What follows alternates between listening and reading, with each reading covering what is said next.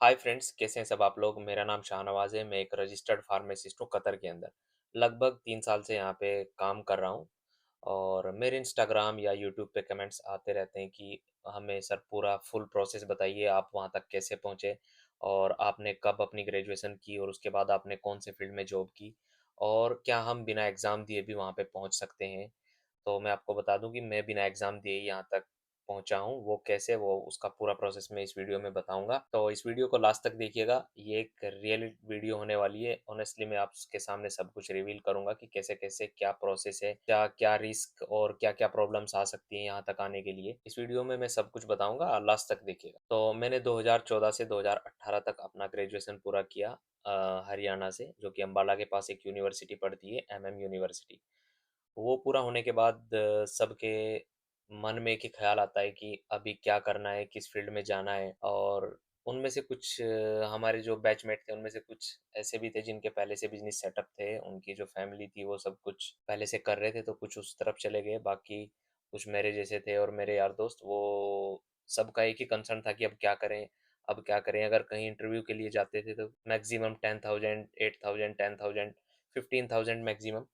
इससे ज़्यादा कोई सैलरी नहीं ऑफ़र कर रहे थे उस टाइम पे। तो सब इधर-उधर चले गए, सबने कोई ना कोई जॉब पकड़ ली और या कुछ अपने फैमिली बिज़नेस में चले गए। मैं वहाँ से 2018 में ग्रेजुएशन पूरा करने के बाद मैं घर चला गया और वहाँ से कुछ अपने जो मेरे डॉक्यूमेंट्स थे उन सबको पूरा करने के लिए जॉब के लिए ट्राई करने लगा। जॉब ट्राई करने के लिए मुझे आस-पास इलाके में मैं देख रहा था कि कुछ जॉब मिल जाए। 1-2 इंटरव्यू क्लियर भी हुए मेरे तो उस टाइम पे, लेकिन जॉब ठीक है, लेकिन सैलरी बिल्कुल भी नहीं। अच्छी तो नहीं कहूँगा, कि शुरुआत के लिए वो ठीक थी। एकम्स पैरेंटल प्रोडक्ट्स है हरिद्वार के अंदर, उसमें मैंने जॉइन किया और वहाँ पे मैंने 6 महीने काम किया। मेरी सैलरी उस टाइम 9 से 10,000 के आसपास थी और वहाँ पे मैंने सीखा कि कैसे एक सोफिस्टिकेटेड एरिया में काम करते हैं और कैसे एसओपीज़ फ़ॉलो करते हैं।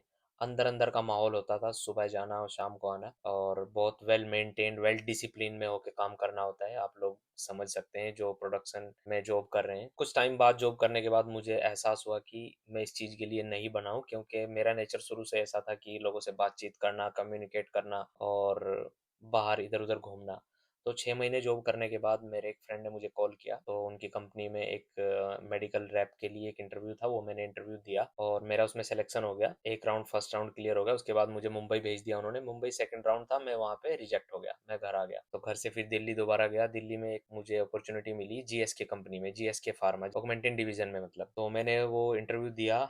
1-2 राउंड क्लियर होने के बाद मुझे जॉब मिल गई। वो अच्छी जॉब थी मेरे लिए और मैंने अपना स्टार्ट कर दिया। स्टार्ट करने के बाद वही सेम रिपीटेशन मोड में डॉक्टर से मिलना, अरेंज करना, टारगेट्स पूरा करना, ये सब चीज़ें करना। लेकिन मुझे वहाँ पे बहुत अच्छी-अच्छी चीज़ें भी सीखने को मिली, जैसा मेरा कम्युनिकेशन बेटर हो गया, डॉक्टर से बात करना, अच्छे से उनकी बात सुनना और अपनी बात समझाना। ये सब करते-करते मेरा कम्युनिकेशन थोड़ा बेटर हुआ वहाँ से। जब मुझे वहाँ पे लगभग 2.5 साल हो गए, 2.5 साल के बाद मैंने थोड़ा रिस्की लगता था मुझे वो।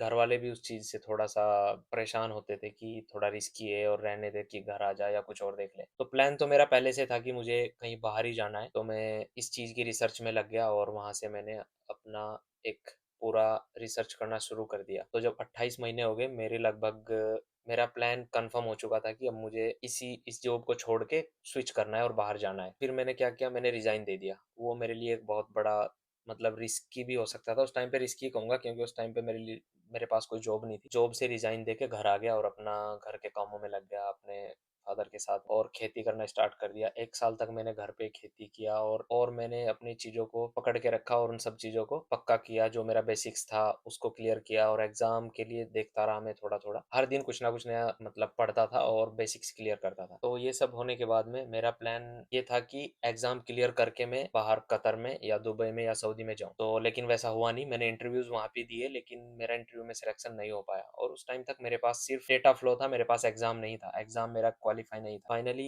ये डिसाइड हुआ कि मुझे कतर जाना है और बाकी का जो प्रोसीजर है, जो कतर के लिए एग्ज़ाम या डेटा फ्लो है, डेटा फ्लो मेरे पास था कि एग्ज़ाम वहीं पे जाके मैं क्लियर कर लेता हूँ। तो ये एक रिस्की हो सकता है आप लोगों के लिए। मैंने रिस्क लिया और मैं वहाँ से कतर आ गया। एक फ्रीलांस या मतलब दूसरी कंपनी में जो वीज़ा पकड़ के मैं इधर आ गया। तो मेरे लिए एक प्लस पॉइंट ये था कि मुझे यहाँ आने के बाद ज़्यादा प्रॉब्लम्स का सामना नहीं करना पड़ा क्योंकि मेरे पास रेफरेंसेस थे, लिंक्स थे जो मैंने इंडिया से ही कुछ बनाए थे जॉब से रिलेटेड या जो फार्मासिस्ट पहले से यहाँ पे जॉब कर रहे थे, उनसे उनके मैं कॉन्टैक्ट में था और उनसे बात करता। तो यहाँ आने के बाद थोड़ा-सा स्ट्रगल स्टार्टिंग में ही होती है, कोई भी नया बंदा कंट्री चेंज करता है, तो उसको रहने की प्रॉब्लम, इधर-उधर जाने की प्रॉब्लम, बहुत सारी प्रॉब्लम्स का सामना करना पड़ सकता है और पड़ता भी है। तो मेरे सामने भी थोड़ा-थोड़ा चैलेंज था वो, लेकिन मुझे ज़्यादा प्रॉब्लम्स नहीं आई और मैंने अपने इंटरव्यूज़ देने स्टार्ट कर दिए। इंटरव्यूज़ देने के बाद 1-2 जगह मेरा क्लियर हुआ कि मुझे जिस कंपनी में जॉब करनी थी, मैं मेरा मेन फ़ोकस उसी कंपनी में था, मुझे वहीं पे जाना था। वो क्लियर होने के बाद मैं एज़ ए ट्रेनी फार्मासिस्ट की मुझे जॉब मिल गई। तब तक मेरे पास सिर्फ़ डेटा फ्लो था, मेरा एग्ज़ाम क्लियर नहीं था। डेटा फ्लो बस मैंने करवा लिया था इंडिया से ही। उसके बाद मैंने जॉब स्टार्ट कर दी एज़ ए ट्रेनी फार्मासिस्ट की। ट्रेनी फार्मासिस्ट करता रहा, उसके साथ-साथ जॉब के साथ-साथ मुझे पढ़ना भी होता था, मुझे एग्ज़ाम क्वालीफ़ाई करना था। तो एग्ज़ाम के लिए पढ़ना और साथ-साथ जॉब करना, जॉब के साथ-साथ पढ़ना, फिर वही अपना सारा एक रूटीन बना लिया मैंने और थोड़ा प्रॉब्लम्स होती थी टाइम मैनेजमेंट की, तो ये सब चीज़ें होने के बाद मैंने फर्स्ट अटेम्प्ट दिया इधर कतर में आने के बाद। उसमें मेरा सिलेक्शन नहीं हो पाया। मेरे आई थिंक 76 मार्क्स आए फर्स्ट अटेम्प्ट में। मुझे चाहिए थे 90 पास करने के लिए, तो उसमें मेरा नहीं हो पाया। मैं बहुत निराश था उस दिन और सोच रहा था कि शायद क्लियर ही नहीं होगा और मुझे एज़ ए ट्रेनी फार्मासिस्ट की जॉब करनी पड़ेगी। कि मैंने कुछ टाइम और लगाया और अपने जो मेरे बेसिक्स थे उनको क्लियर किया, अपना स्टडी मटेरियल बनाया पूरा। प्रॉपर तरीके से और दोबारा एग्ज़ाम के लिए मैंने अप्लाई किया, तो फिर मैंने एग्ज़ाम दिया, दोबारा फिर मैं डिस्क्वालीफाई हो गया, मुझसे नहीं हुआ। 89 मार्क्स आए मेरे सेकंड टाइम में, मुझे चाहिए थे 90, वहाँ पे 1 मार्क से मेरा रह गया एग्ज़ाम। तो एग्ज़ाम का थोड़ा-सा मैं अगर मैं बताऊँ तो एग्ज़ाम मल्टीपल चॉइस क्वेश्चन्स होते हैं, ईज़ी और ट्रिकी क्वेश्चन्स होते हैं बेसिकली। उसमें फार्माकोलॉजी, क्लिनिकल केसेज़, आपके जो फार्मास्यूटिक्स, कैलकुलेशंस ये सब चीज़ें मिक्स आती हैं, थोड़ा-थोड़ा पोर्शन दिया होता है, जैसे पीडियाट्रिक्स से इतने परसेंटेज पूछेंगे और क्लिनिकल केसेज़ या प्रेगनेंसी सब का एक परसेंटेज डिवाइड किया होता है, उसी में से आएगा, उसी में से आपको को एग्ज़ाम में पास करना है। तो कोई नेगेटिव मार्किंग नहीं होती है, 150 क्वेश्चन्स आते हैं, आपको 90 उनमें से सही करने होते हैं, मीन्स 60% आपको अचीव करने हैं और आप क्वालीफाई हो जाएँगे। तो थर्ड अटेम्प्ट मैंने दिया जॉब के साथ-साथ और मैं थर्ड अटेम्प्ट में पास हो गया। उस टाइम मेरे मार्क्स आए थे 111 111 आई थिंक यस। मुझे उस टाइम पे बहुत ज़्यादा खुशी महसूस हुई कि ये ठीक है, अभी लाइसेंस बन जाएगा। उसके बाद लाइसेंस के लिए अप्लाई किया, तो मेरा रिजेक्शन हो गया क्योंकि मुझे यूपी फार्मेसी काउंसिल से गुड स्टैंडिंग सर्टिफिकेट के लिए वहाँ से लेट हो रहा था। फिर मैं इंडिया गया, वहाँ से मैंने गुड स्टैंडिंग सर्टिफिकेट के लिए रिक्वेस्ट की, वो उन्होंने यहाँ पे सेंड किया, तब जाके मेरा लाइसेंस बना और मुझे यहाँ का लाइसेंस दिया गवर्नमेंट ने और मैं एज़ ए